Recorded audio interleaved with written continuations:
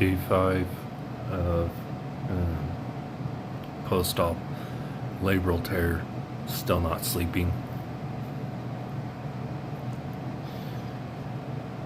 Pain medicine, of course, still not working.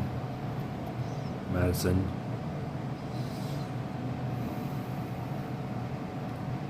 being medicine.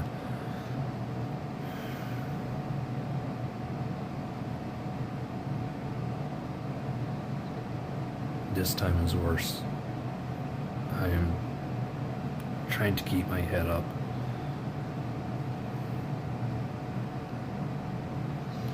But when it takes you 5 minutes to put on a shirt just to go outside, and you can't sleep because of the pain, then what do? My eyes are on fire because of the lack of sleep.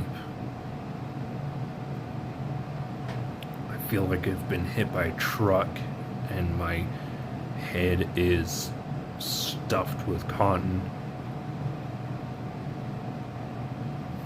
But all part of the healing process, I guess.